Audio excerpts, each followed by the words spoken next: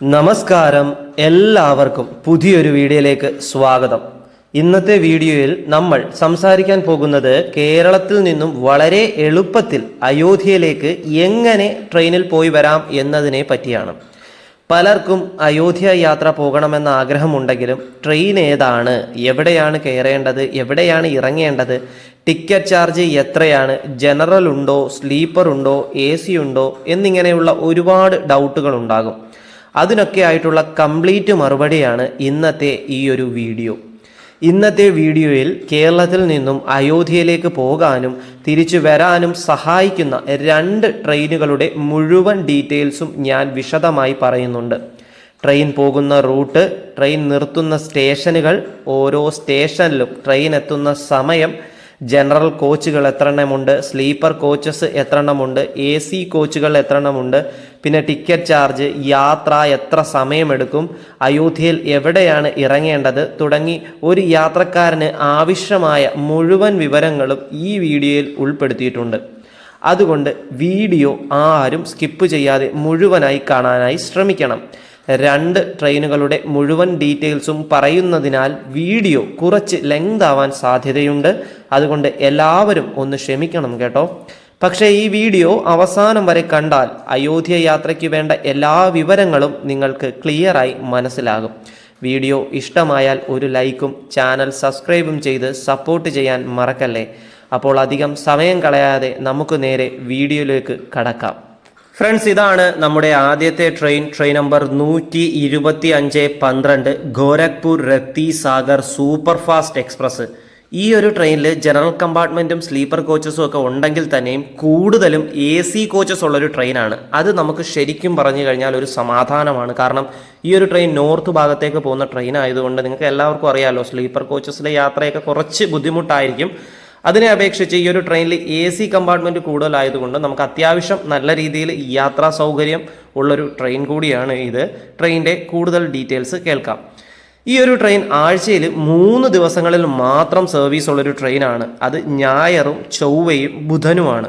തിരുവനന്തപുരം നോർത്തിൽ നിന്നും, അതായത് നമ്മുടെ പഴയ കൊച്ചുവേളിയിൽ നിന്നും രാവിലെ 6:35 ആരംഭിക്കുന്ന ട്രെയിൻ 3236 കിലോമീറ്റർ ദൂരം സഞ്ചരിച്ച് 3-ാം ദിവസം ഉച്ചയ്ക്ക് ശേഷം 3:15 UPയിലെ ഗോരഖ്പൂർ ജംഗ്ഷൻ വരെ സർവീസ് നടത്തുന്ന ട്രെയിനാണ്. അതായത് ഈ ട്രെയിൻ ഉത്തർപ്രദേശ് വരെ പോകുന്ന ട്രെയിനാണ്. മൊത്തത്തിൽ ഒരു 58 മണിക്കൂറോളം യാത്രയുണ്ട്. ഈ ട്രെയിനിൽ നമുക്ക് മംഗാപൂർ ജംഗ്ഷനിലാണ് ട്രെയിൻ ഇറങ്ങേണ്ടത്. അതായത് ഉത്തർപ്രദേശിലെ തന്നെ ഒരു സ്റ്റോപ്പാണ് ഈ മംഗാപൂർ ജംഗ്ഷൻ. ഒരു സ്ഥലം, മംഗാപൂർ എന്ന് പറയുന്ന ഒരു സ്ഥലം ഉത്തർപ്രദേശിലുള്ള ഒരു സ്ഥലമാണ്. ഈ ട്രെയിൻ തിരുവനന്തപുരം നോർത്തിൽ നിന്നും രാവിലെ 6:35 ആരംഭിക്കുമെന്ന് ഞാൻ പറഞ്ഞില്ലേ. 3-ാം ദിവസം ഉച്ചയ്ക്ക് 12:40 ആകുമ്പോഴത്തേക്കും ഈ ട്രെയിൻ മംഗാപൂർ ജംഗ്ഷനിലെത്തും. മംഗാപൂർ ജംഗ്ഷനിൽ നിന്നും വെറും 37 കിലോമീറ്റർ മാത്രമേ ഉള്ളൂ അയോധ്യയിലേക്ക്. നമുക്ക് അവിടുന്ന് ബസ് മാർഗമോ അല്ലെങ്കിൽ ആ സ്റ്റേഷൻ ഇറങ്ങിയിട്ട് ആ സമയത്ത് തന്നെ നിങ്ങൾക്ക് ഉച്ചയ്ക്ക് ശേഷം ട്രെയിനുകൾ ധാരാളമുണ്ട്. ഡെയിലി സർവീസ് നടന്ന അയോധ്യയിലേക്ക് പോകാൻ സാധിക്കുന്ന നമ്മുടെ നാട്ടിലെ മെമു ട്രെയിനുകൾ പോലത്തെ മെമു ട്രെയിനുകൾ, ഡെമു ട്രെയിനുകൾ, പാസഞ്ചർ ട്രെയിനുകൾ അതൊക്കെ ഉണ്ട്. ഇനി അതല്ല എക്സ്പ്രസ് ട്രെയിനുകൾ ഉണ്ടെങ്കിൽ അങ്ങനെ ഉണ്ട്. ട്രെയിനിലാകുമ്പോൾ നിങ്ങൾ വളരെ പെട്ടെന്ന് തന്നെ അങ്ങ് എത്തും. പിന്നെ ബസ്സും കൂടുതൽ അവൈലബിലിറ്റി ഉള്ളൊരു സ്ഥലമാണ് ഈ മംഗാപൂർ ജംഗ്ഷൻ. നമുക്ക് കേരളത്തിൽ നിന്നും പോകുമ്പോൾ ഏറ്റവും എളുപ്പം ഇത് തന്നെയാണ് കേട്ടോ. അതായത് മംഗാപൂർ ജംഗ്ഷൻ ഇറങ്ങുക, അവിടുന്ന് നേരെ അയോധ്യയിലേക്ക് പോവുക എന്നുള്ളതാണ് ഏറ്റവും എളുപ്പമാർഗം.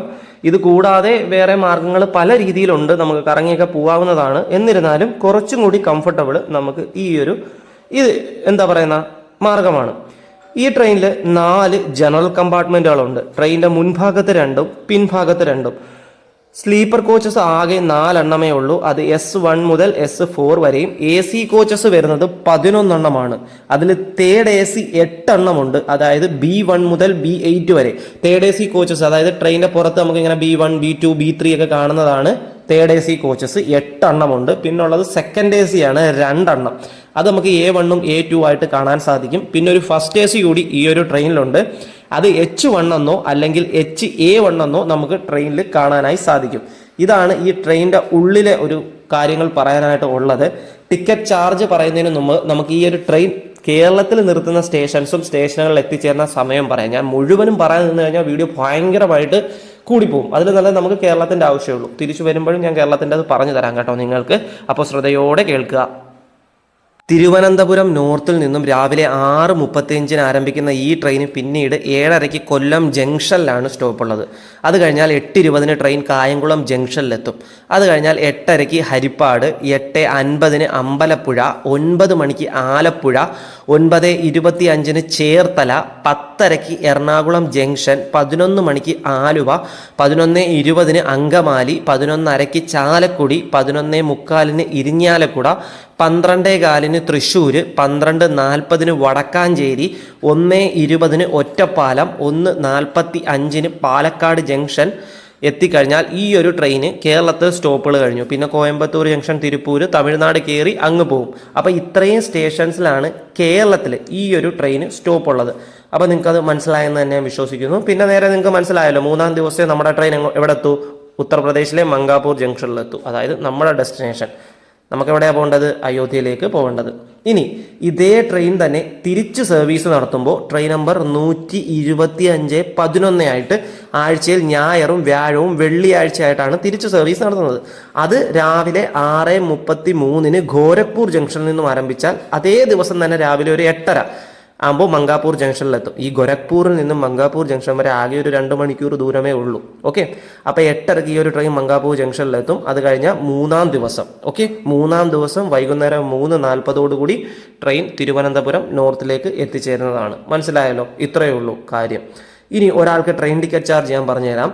നമ്മുടെ തിരുവനന്തപുരം നോർത്തിൽ നിന്നും ആരംഭിക്കുന്നത് കൊണ്ട് തിരുവനന്തപുരം നോർത്തിൽ നിന്നും നമ്മുടെ മംഗാപൂർ ജംഗ്ഷൻ വരെ ഒരാൾക്ക് ജനറലിന് 700 രൂപയും സ്ലീപ്പറിന് 1090 രൂപയും തേർഡ് എ സിക്ക് 2685 രൂപയും സെക്കൻഡ് എ സിക്ക് 3870 രൂപയും ഫസ്റ്റ് എ സിക്ക് 6535 രൂപയും. ശ്രദ്ധിക്കുക, ഇതൊരു നല്ല തിരക്കേറിയ ഒരു ട്രെയിനാണ്. കൂടുതലും അതിഥി തൊഴിലാളികൾ യാത്ര ചെയ്യുന്നൊരു ട്രെയിനാണ്. സ്ലീപ്പർ കോച്ചസ് വെറും 4 എണ്ണം ഉണ്ടായതുകൊണ്ട് ജനറലിലും ഉള്ള ആൾക്കാർ ഇടിച്ച് കയറാനായിട്ട് സാധ്യത കൂടുതലായിട്ടുള്ള ഒരു ട്രെയിനാണ് ഈ ഒരു ട്രെയിൻ. അപ്പോൾ ഈ ജനറൽ കമ്പാർട്ട്മെൻറ്റിൽ നമ്മളല്ലെങ്കിൽ ഇപ്പം ബഡ്ജറ്റ് ഫ്രണ്ട്ലി ആയിട്ട് യാത്ര ചെയ്യാൻ ആഗ്രഹിക്കുന്നവർ ചിലപ്പോൾ സ്ലീപ്പറിലായിരിക്കും പോകുന്നത്. നമ്മളെ പോലത്തുള്ള സാധാരണക്കാർക്ക് സ്ലീപ്പറാണ് ദീർഘദൂര യാത്രയ്ക്ക് നമ്മൾ നോക്കുന്നത്. അപ്പോൾ സ്ലീപ്പറിൽ കയറി കഴിഞ്ഞാൽ നിങ്ങൾക്ക് ബാത്റൂമിൽ പോകുന്ന ഒരു ദിവസം കഴിഞ്ഞ് കഴിഞ്ഞാൽ ചിലപ്പോൾ പണി കിട്ടും, ബാത്റൂമിൽ പോകാനൊക്കെ ബുദ്ധിമുട്ടായിരിക്കും. അപ്പോൾ ഞാൻ പറഞ്ഞു തരുന്ന മറ്റൊരു കാര്യം, ഇപ്പോൾ ബാത്റൂമിൽ പോകാൻ പറ്റാത്ത തീരെ വൃത്തിയില്ലാത്ത രീതിയിലാണ് നമ്മുടെ ബാത്റൂമൊക്കെ കിടക്കുന്നതെങ്കിൽ നിങ്ങൾ വെറുതെ പിടിച്ചു വെക്കാനോ അങ്ങനത്തുള്ള കാര്യങ്ങളൊന്നും ചെയ്യരുത്. അത് ചിലപ്പോൾ ശീലമായി കഴിഞ്ഞാൽ ഭാവിയിൽ അതൊരു ബുദ്ധിമുട്ടായിട്ട് നിങ്ങൾക്ക് മാറും ഉറപ്പായിട്ടും ഹെൽത്ത്. അതുകൊണ്ട് എന്താ ചെയ്യുക? സ്ലീപ്പറിൽ കൂടെ നേരെ നടന്ന് AC കോച്ചസിൽ പോവുക. അല്ലെങ്കിൽ ട്രെയിൻ എവിടെയെങ്കിലും നിർത്തുമ്പോൾ സ്ലീപ്പർ കോച്ചസിൽ നിന്ന് ഇറങ്ങിയിട്ട് നേരെ AC കോച്ചസിലോട്ട് പോവുക. AC കോച്ചസിലെ ബാത്റൂമിൽ വൃത്തി ഉണ്ടോ എന്ന് നോക്കുക. കാണും, തേർഡ് AC സെക്കൻഡ് AC കാണും. അവിടെ പോയി കാര്യം സാധിക്കുക. അതിപ്പോൾ ടോയ്ലറ്റിൽ 1 ആണെങ്കിലും 2 ആണെങ്കിലും പോയി കാര്യം സാധിച്ച് സമാധാനമായിട്ട് വയ്യ. ഇങ്ങനൊന്നും ചെയ്യുന്നത് കൊണ്ട് ഒരു TTയും ഒരു ഫൈനും ഒരു രീതിയിലും എവിടെ അടിക്കത്തില്ല. നമ്മുടെ കയ്യിൽ കൺഫേം ടിക്കറ്റ് ജനറലോ സ്ലീപ്പറോ എന്തോ ആയിക്കോട്ടെ, നമുക്ക് ബാത്റൂമിൽ പോകാനായിട്ടുള്ള എന്തെങ്കിലും ബുദ്ധിമുട്ടുണ്ട്, നമ്മൾ ട്രാവൽ ചെയ്യുന്ന കമ്പാർട്ട്മെൻറ്റിലെ ബാത്റൂം തീരെ വൃത്തിയില്ല എന്നുണ്ടെങ്കിൽ നേരെ AC കോച്ചസിൽ പോകാം, ബാത്റൂമിൽ കയറാം, കാര്യം സാധിക്കാം, തിരിച്ചു വരാം. സിമ്പിൾ. ഇതിലൊന്നും ഒരു തെറ്റുമില്ല. ഒരു മനുഷ്യന് ചെയ്യാവുന്ന കാര്യമേ ഉള്ളൂ കേട്ടോ. അതുകൊണ്ട് അങ്ങനെ ആരും വറിയിടാവരുത്, ആരും പിടിച്ചു വെക്കരുത്, അങ്ങനത്തുള്ള കാര്യങ്ങൾ. ഞാനിത് എടുത്ത് പറയാനായിട്ടുള്ള കാര്യം എന്താണെന്നറിയോ? നോർത്ത് ഭാഗത്തേക്ക് പോകുന്ന ട്രെയിനുകൾക്ക് ഇങ്ങനൊരു ബുദ്ധിമുട്ട് നേരത്തെ ഉണ്ട്. അപ്പോൾ പല ആൾക്കാരും ഇങ്ങനെ 2-3 ദിവസം പിടിച്ചു വെച്ചിരുന്നിട്ടൊക്കെയാണ് പോകുന്നത്. അത് പിന്നീട് പല ശാരീരിക ബുദ്ധിമുട്ടുകളും നമുക്ക് ഉണ്ടാക്കും, മാനസികമായിട്ടുള്ള പ്രശ്നങ്ങളും ഉണ്ടാക്കും. അതുകൊണ്ടാണ് ഞാൻ പറഞ്ഞത് അങ്ങനത്തുള്ള കാര്യങ്ങൾ ചെയ്യുക. പിന്നെ കയ്യിൽ എപ്പോഴും ഒരു ഹാൻഡ് സാനിറ്റൈസർ, സോപ്പ്, ചെറിയ കാര്യങ്ങളൊക്കെ കയ്യിൽ വെച്ചിരിക്കുക. നല്ലതാണ്, ഏറ്റവും നല്ല ബെറ്ററാണ്. പിന്നെ മാസ്ക് മസ്റ്റായിട്ട് ഉപയോഗിക്കുക. ഇങ്ങനത്തുള്ള ചെറിയ ചെറിയ കാര്യങ്ങളൊക്കെ ശ്രദ്ധിച്ചു കഴിഞ്ഞാൽ യാത്ര വളരെയധികം സുഖപ്രദവും നമുക്ക് വളരെ കംഫർട്ടബിളും കൂടി ആയിരിക്കും. അപ്പോൾ അതൊക്കെ ശ്രദ്ധിക്കുക. ഒരു ബുദ്ധിമുട്ടുമില്ല. ഞാൻ വീണ്ടും പറയാം, നിങ്ങൾക്ക് ധൈര്യമായിട്ട് AC കോച്ചസിൽ ചെന്ന് കയറാം. TT ചോദിച്ചാൽ പറഞ്ഞാൽ മതി, ഞാൻ സ്ലീപ്പറിലായിരുന്നു യാത്ര ചെയ്തുകൊണ്ടിരുന്നത്, അല്ലെ ജനറലായിരുന്നു യാത്ര ചെയ്തുകൊണ്ടിരുന്നത്, അതിലെ ബാത്റൂം തീരെ പറ്റാത്തതും എനിക്ക് തീരെ അസ്വസ്ഥത ആയതുകൊണ്ട് ഞാനിവിടെ വന്നതാണെന്ന് പറഞ്ഞാൽ മതി. അപ്പോൾ പുള്ളി ടിക്കറ്റ് ചോദിക്കും, ടിക്കറ്റ് കാണിച്ചു കൊടുക്കുക. അത്രയേ ഉള്ളൂ, വേറെ ഒരു കുഴപ്പമില്ല. കാര്യം സാധിച്ചാൽ അപ്പോഴേ തിരിച്ചു വെക്കണം, AC-ലൊന്നും നിന്ന് കളയരുത്, അത് പിന്നെ പ്രശ്നമാവും. അതുകൊണ്ട് AC കോച്ചസിൽ നിന്ന് നേരെ അങ്ങ് പോവുക. ഒരു പ്രശ്നവുമില്ല കേട്ടോ. ഞാനൊക്കെ അങ്ങനെ ചെയ്തിട്ടുള്ളതാണ്, അതുകൊണ്ടാണ് പറയുന്നത്. നമുക്കറിയാലോ കേരളം വിട്ടു കഴിഞ്ഞാലുള്ള അവസ്ഥ എങ്ങനെ ഏതാന്നുള്ളത് നല്ലതുപോലെ അറിയാവുന്നത് കൊണ്ടാണ് പറയുന്നത്. കാരണം അയോധ്യയിലേക്ക് പോകാൻ ഒരുപാട് ആൾക്കാർ ആഗ്രഹിക്കുന്നുണ്ട്. അപ്പം ഈ ഒരു ട്രെയിനും പിന്നെ ഇനി ഞാൻ പറയാൻ പോകുന്ന ട്രെയിനുകളും മാത്രമേ നമുക്ക് എളുപ്പ വഴിയിൽ പോകാനും എപ്പോഴും ഉള്ളൂ. അത് മാത്രമല്ല ആഴ്ചയിൽ 3 ദിവസവും ട്രെയിനുണ്ട്. അപ്പോൾ അതുകൊണ്ടാണ് എടുത്ത് പറഞ്ഞത്. നിങ്ങൾക്ക് മനസ്സിലായെന്ന് വിശ്വസിക്കുന്നു. എന്തെങ്കിലും സംശയങ്ങളോ കാര്യങ്ങളോ കൂടുതലായിട്ട് അറിയാനുണ്ടെങ്കിൽ നിങ്ങൾ കമൻറ്റ് ബോക്സിൽ ചോദിച്ചാൽ മതി. കാരണം ഈ അയോധ്യയിൽ എത്തിയിട്ട് താമസ സൗകര്യം കാര്യങ്ങളൊക്കെ എങ്ങനെയാണെന്നുള്ളത് എന്നെക്കാട്ടി കൂടുതലും വീഡിയോ കണ്ടുകൊണ്ടിരിക്കുന്ന ചിലപ്പോൾ കേട്ടുകൊണ്ടിരിക്കുന്ന ആൾക്കാർക്ക് അറിയാൻ സാധ്യത കൂടുതലാണ്. അപ്പോൾ നിങ്ങൾ കമൻറ്റ് ചെയ്യുമ്പോൾ അവിടെയുള്ള നമ്മളെ മലയാളികൾ ആരെങ്കിലുമൊക്കെ ഉണ്ടെങ്കിൽ ഉറപ്പായിട്ടും നിങ്ങൾക്ക് റിപ്ലൈ കിട്ടുന്നതാണ്. അപ്പോൾ എൻ്റെ ഒരു ലക്ഷ്യം എന്ന് പറഞ്ഞു കഴിഞ്ഞാൽ ട്രെയിൻ മാർഗം നിങ്ങളെ എങ്ങനെ സുരക്ഷിതമായ അയോധ്യയിൽ എത്തിച്ചിട്ട് അവിടെ സുരക്ഷിതമായിട്ട് എങ്ങനെ തിരിച്ച് നാട്ടിലേക്ക് വരാം എന്നതിനെ പറ്റിയിട്ടുള്ളൊരു പ്ലാനാണ്. ഞാനും ഇതുവരെ അയോധ്യയിലേക്ക് പോയിട്ടില്ല. ദൈവാനുഗ്രഹം ഉണ്ടെങ്കിൽ തീർച്ചയായും ഞാനും ആ ഒരു ഭഗവാന്റെ അടുത്ത് എത്താനായിട്ടുള്ള എല്ലാ ഭാഗ്യവും എനിക്ക് ഉണ്ടാവട്ടെ ഞാൻ പ്രാർത്ഥിക്കുന്നു. അതുപോലെ നിങ്ങൾക്കും ഉണ്ടാവട്ടെ കേട്ടോ. ഇനി നമുക്ക് ഈ ആദ്യത്തെ ട്രെയിനിൻ്റെ ഡീറ്റെയിൽസ് കഴിഞ്ഞല്ലോ. ഇനി നമുക്ക് രണ്ടാമത്തെ ട്രെയിനിൻ്റെ ഡീറ്റെയിൽസ് പരിചയപ്പെടാം. ഓക്കെ, ഇതാണ് നമ്മുടെ രണ്ടാമത്തെ train number 125-22 Barauni Raptisagar express. Ernakulam ജംഗ്ഷനിൽ നിന്നും രാവിലെ 10:50 ആരംഭിക്കുന്ന ട്രെയിനായത്. വെള്ളിയാഴ്ചകളിലായിട്ട് മാത്രമുള്ളൊരു ട്രെയിനാണ് എറണാകുളം ജംഗ്ഷൻ, അതായത് സൗത്ത് സ്റ്റേഷനിൽ നിന്നും എറണാകുളത്ത് നിന്ന് രാവിലെ 10:50 ആരംഭിക്കുന്ന ട്രെയിൻ 4-ാം ദിവസം അർദ്ധരാത്രി 12:50 ബറൗനി ജംഗ്ഷൻ വരെ സർവീസ് നടത്തൊരു ട്രെയിനാണ്. ഈ ബറൗനി എന്ന് പറയുന്ന സ്ഥലം എവിടെയാണെന്നറിയോ? നിങ്ങൾ കേൾക്കുമ്പോൾ ഒന്ന് ഞെട്ടും. ബീഹാറിലേക്ക് കേരളത്തിൽ നിന്ന് പോകുന്ന ഒരു ട്രെയിനാണിത്. അതുകൊണ്ട് ആഴ്ചയിൽ വെള്ളിയാഴ്ചകളിൽ മാത്രമേ ഈ ഒരു ട്രെയിന് സർവീസ് ഉള്ളൂ. നമ്മുടെ നാട്ടിൽ നിന്ന്, കേരളത്തിൽ നിന്ന് വെള്ളിയാഴ്ച മാത്രമേ ഉള്ളൂ. ഈ ട്രെയിന് മംഗാപൂർ ജംഗ്ഷനിൽ സ്റ്റോപ്പുണ്ട്. എറണാകുളം ജംഗ്ഷനിൽ നിന്നും രാവിലെ 10:50 ആരംഭിക്കുന്ന ട്രെയിൻ 3-ാം ദിവസം ഉച്ചയ്ക്ക് 12:40 നമ്മുടെ മംഗാപൂർ ജംഗ്ഷനിലെത്തും. മംഗാപൂർ ജംഗ്ഷനിൽ നിന്ന് പിന്നെ എത്ര ദൂരം ഉണ്ടെന്ന് ഞാൻ ആദ്യമേ പറഞ്ഞല്ലോ, അയോധ്യയിലേക്ക് എളുപ്പമാണ്. ഈ ഒരു ട്രെയിനിൽ ജനറൽ കമ്പാർട്ട്മെൻറ്റുകളുള്ളത് 4 ട്രെയിനിൻ്റെ മുൻഭാഗത്ത് 2 പിൻഭാഗത്ത് 2. UR അൺറിസർവ്ഡ് ആയിട്ടുള്ള കോച്ചസ് 4. സ്ലീപ്പർ കോച്ചസോ 6 ഉണ്ട്, S1 മുതൽ S6 വരെ. AC കോച്ചസ് 9 ഉള്ളത്. അതിൽ തേർഡ് എക്കണോമി 1, അതൊരു AC ആണ്. M1 എന്ന് നമുക്ക് കാണാൻ പറ്റും. M കേട്ടോ. തേർഡ് എക്കണോമി കോച്ചസ് എന്ന് പറയുമ്പോൾ വലിയ കണ്ണാടി ആയിരിക്കും AC കോച്ചസിൽ. M1 കേട്ടോ. തേർഡ് AC വരുന്നത് 5, അത് B1 മുതൽ B5 വരെ. സെക്കൻഡ് AC വരുന്നത് 2, അത് A1ഉം A2ഉമാണ്. ഫസ്റ്റ് AC വരുന്നത് 1, അത് H1 എന്നോ അല്ലെങ്കിൽ HA1 എന്നോ നമുക്ക് കാണാനായി സാധിക്കും.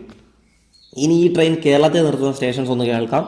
എറണാകുളം ജംഗ്ഷനിൽ നിന്നും രാവിലെ 10:50 ആരംഭിക്കുന്ന ട്രെയിന് പിന്നെ സ്റ്റോപ്പുള്ളത് ആലുവയിലാണ്. രാവിലെ 11:10 ആലുവയിലെത്തും. അത് കഴിഞ്ഞാൽ 11:20 അങ്കമാലി, 11:40 ചാലക്കുടി, 11:50 ഇരിങ്ങാലക്കുട, 12:15 തൃശ്ശൂർ, 12:40 വടക്കാഞ്ചേരി, 1:20 ഒറ്റപ്പാലം, 1:45 പാലക്കാട് ജംഗ്ഷൻ.